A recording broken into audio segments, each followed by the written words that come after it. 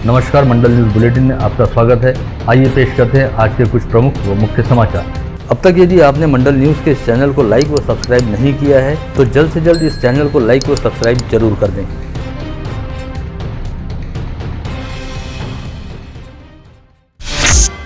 प्रदेश में विगत अनेक माह से प्रलंबित स्थानीय स्वायत्त संस्था के चुनाव शीघ्र होने वाले हैं। उच्च पदस्थ सूत्रों ने ये जानकारी देते हुए बताया कि सबसे पहले नगर पालिका के इलेक्शन होंगे, जिसके बाद महानगर पालिका और जिला परिषद के चुनाव हो सकते हैं। प्रदेश के मुख्यमंत्री और उप मुख्यमंत्री ने अपनी अपनी पार्टी के कार्यकर्ताओं को तैयार रहने हेतु कहा है। इसी से अनुमान लगाया जा सकता है कि नवंबर या दिसंबर माह के पहले सप्ताह में पालिका इलेक्शन हो सकते हैं।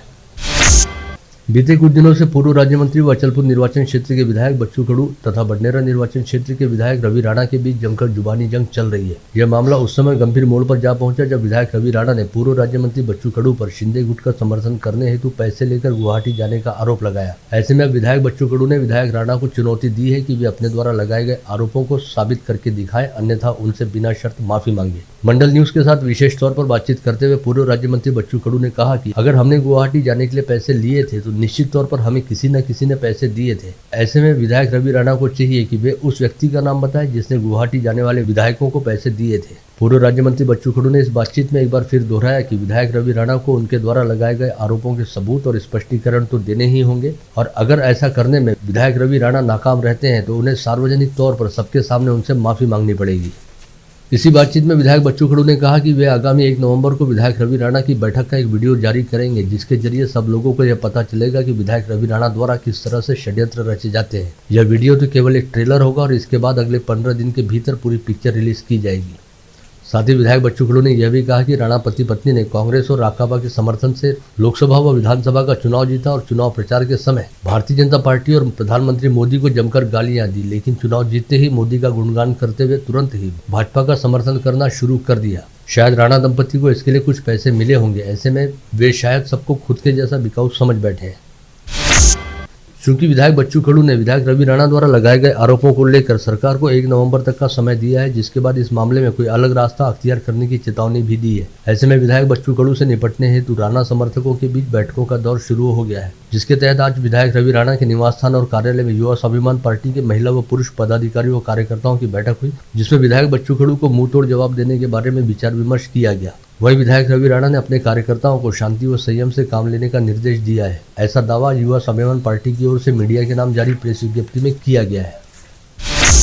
विधायक बच्चू कडू व विधायक रवि राणा के बीच चल रही तनातनी और शाब्दिक युद्ध के बीच आज दोपहर महिला मुक्ति मोर्चा की शिकायत पर राजापेट थाने में विधायक बच्चू कडू के खिलाफ अपराध दर्ज किया गया। उन पर धारा 501 के तहत मानहानि का केस दाखिल कर दिए जाने की जानकारी है। महिला मुक्ति मोर्चा की शिकायत के अनुसार विधायक कडू ने राणा से शाब्दिक युद्ध में अभद्र भाषा का उपयोग किया था और उनके द्वारा कही गई बात से तृतीय पंथियों का अपमान भी हुआ है। अमरावती में विधायक बच्चू कडू व रवि राणा के बीच चल रहा विवाद अभी खत्म भी नहीं हुआ। वहीं जलगांव में एक नया विवाद सामने आया है, जिसके तहत राज्य के जलापूर्ति मंत्री गुलाबराव पाटिल और पारोला के शिंदे समर्थक विधायक चिमनराव पाटिल एक दूसरे के खिलाफ मोर्चा खोलकर खड़े हो गए। चिमनराव पाटिल ने सीएम एकनाथ शिंदे के बाद शिकायत करते हुए आरोप लगाया कि मंत्री गुलाबराव पाटिल विरोधी दलों को मजबूती देने का काम कर रहे हैं।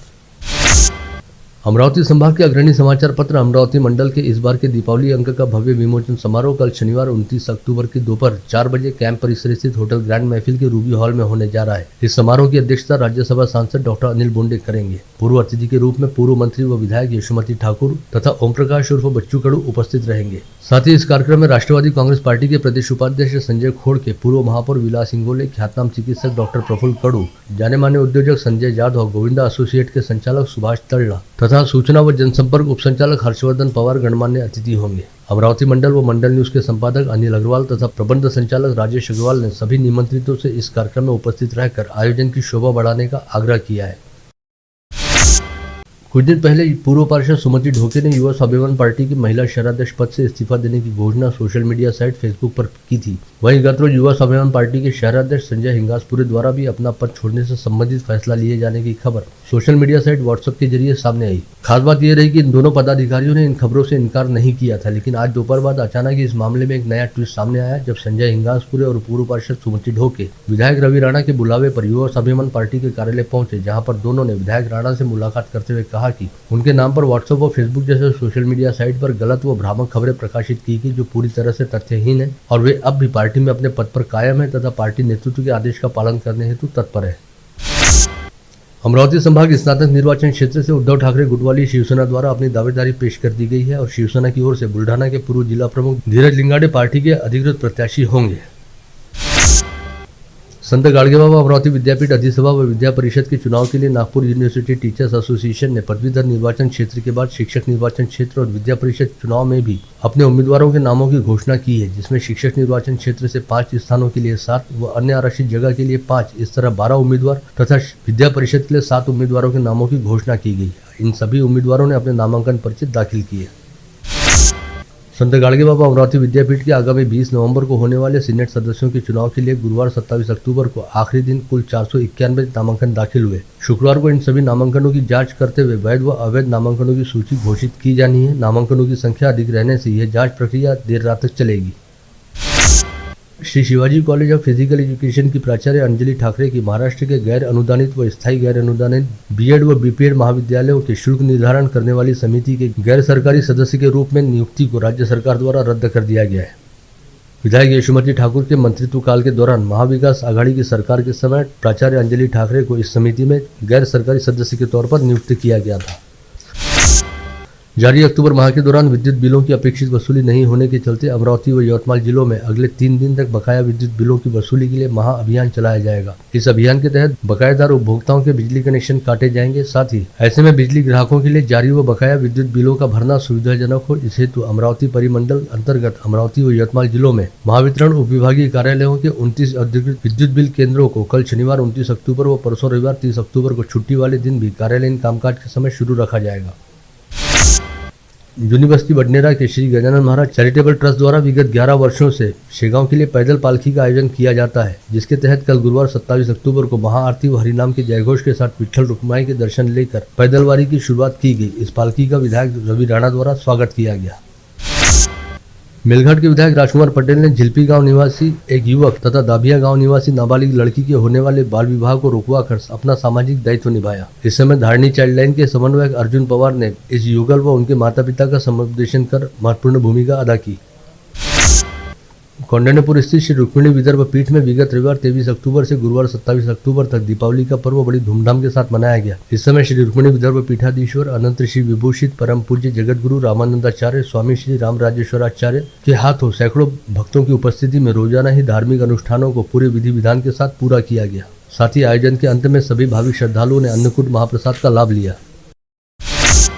अमरावती शतरंज एसोसिएशन व महाराष्ट्र शतरंज एसोसिएशन तथा अखिल भारतीय शतरंज फेडरेशन के तत्वाधान में बडनेरा रोड स्थित सिपना इंजीनियरिंग कॉलेज में आज से राज्य स्तरीय शतरंज प्रतियोगिता शुरू हुई। इस प्रतियोगिता का उद्घाटन सुबह 10:30 बजे सिपना शिक्षण संस्था के अध्यक्ष जगदीश गुप्ता की अध्यक्षता में मंडल न्यूज के संपादक अनिल अग्रवाल के हाथों हुआ।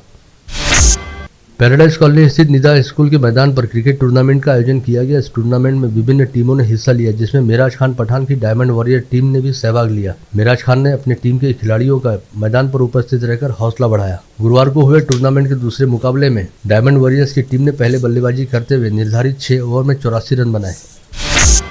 जिले के पूर्व सांसद आनंदराव अड़सुल व पूर्व विधायक अभिजीत अड़सुल के नेतृत्व में बाला साहब की शिवसेना पार्टी की समीक्षा बैठक का आयोजन स्थानीय विश्राम गृह में किया गया था। बैठक की अध्यक्षता शिवसेना के जिला प्रमुख गोपाल अरबट द्वारा की गई। इस बैठक में शिंदे गुट वाली शिवसेना के समर्थक, पदाधिकारी व कार्यकर्ता बड़ी संख्या में उपस्थित थे। धनतेरस के पूर्व शनिवार 22 अक्टूबर से 5 दिन के लिए बंद हुई अमरावती कृषि उपज मंडी गुरुवार 27 अक्टूबर से शुरू होते ही सोयाबीन की आवक बढ़ गई। दीपावली के बाद गुरुवार से खुली मंडी में सोयाबीन का सूखा माल आने से प्रति क्विंटल 4,500 से 5,000 रुपए दाम हो गए। अमरावती जिले में स्क्रब टाइफस के 1 अगस्त से 28 अक्टूबर तक 3 माह के दौरान कुल 38 मरीज पॉजिटिव पाए गए, जो सभी मरीज पूरी तरह से स्वस्थ होकर अपने घर लौट गए। वहीं 8 सैंपलों को जाँच के लिए नागपुर के एम्स हॉस्पिटल में भेजा गया है, जिनकी रिपोर्ट आना अभी बाकी है। Maharashtra state electricity workers federation संगठन के प्रयासों के बाद महावितरण के राज्य में 5,000 विद्युत सहायकों व उपकेंद्र सहायकों की भर्ती प्रक्रिया शुरू हो गई है। महावितरण के अमरावती परिमंडल में आने वाले अमरावती व यवतमाल इन 2 जिलों में कुल 45 विद्युत सहायकों के रिक्त पद भरे जाने वाले हैं। दीपावली के पर्व के साथ ही भाई दूज का पर्व निपटने के बाद अब अपनी पढ़ाई लिखाई और नौकरी तथा व्यवसाय के लिए पुणे व मुंबई वापस लौटने वाले लोगों की संख्या काफी अधिक बढ़ गई है, जिसके चलते इन दिनों अमरावती व बडनेरा के रेलवे स्टेशनों सहित अमरावती व बडनेरा के बस स्थानकों पर भी यात्रियों की अच्छी खासी भीड़भाड़ दिखाई दे रही है। अमरावती के उपविभागीय अधिकारियों की नियुक्ति के इतिहास में पहली बार भारतीय प्रशासनिक सेवा यानी IAS अधिकारी की नियुक्ति यहां हुई है। केवल 27 वर्ष की आयु के रिचर्ड यानथन अमरावती में विगत मंगलवार को SDO के रूप में सेवारत हुए। आज मंडल न्यूज के साथ बातचीत में उन्होंने कहा कि सभी मामलों के शीघ्र निपटाने पर उनका विशेष जोर रहेगा और वे खुद को मिली जिम्मेदारियों का तत्परता के साथ निर्वहन भी करेंगे। सहस्त्रबाहु कलाल समाज संगठन बहुउद्देशीय संस्था अंजनगांव सुरजी द्वारा परसों रविवार 30 अक्टूबर को सुबह 10 बजे से परतवाड़ा के श्री क्षेत्र अष्टमा सिद्धि मंदिर के पास स्थित अनिल मंगलम में कलाल समाज महासम्मेलन का आयोजन किया गया है। इस समारोह में प्रतिभावान और विशिष्ट व्यक्तियों का सत्कार होगा, साथ ही विवाह योग्य युवक युवतियों का परिचय सम्मेलन भी आयोजित किया गया है। इस आयोजन से संबंधित जानकारी आज यहाँ पर बुलाई गई पत्रकार परिषद में संस्था के पदाधिकारियों द्वारा दी गई।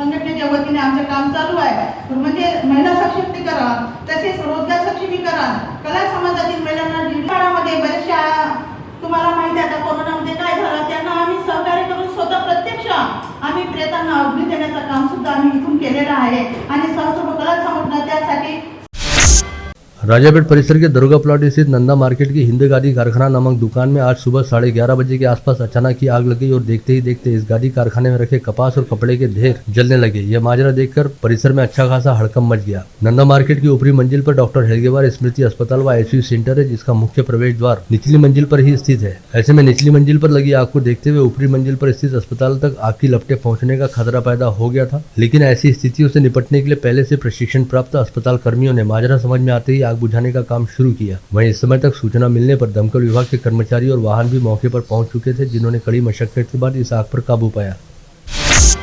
राजापेट पुलिस थाना क्षेत्र के साईनगर स्थित साई मंदिर के पीछे साई रत्न लॉन की गली से निकल रही कार ने पैदल जा रहे पति पत्नी को जोरदार टक्कर मारी। इस सड़क हादसे में पुष्पा चांदुरकर नामक महिला की मौके पर ही मौत हो गई, जबकि उसका पति बंडू चांदुरकर गंभीर रूप से घायल हो गया। दुर्घटना के बाद कार में सवार कोडे नामक व्यक्ति को दिल का दौरा भी पड़ गया, जिसे राजापेट के निजी अस्पताल में भर्ती कराया गया है। पता चला है कि इस हादसे में घायल बंडू चांदुरकर आंखों से दिव्यांग है और उसे उसकी पत्नी हाथ पकड़कर कहीं ले जा रही थी, जो इस हादसे का शिकार होकर कार की चपेट में आने के बाद मृत हो गई।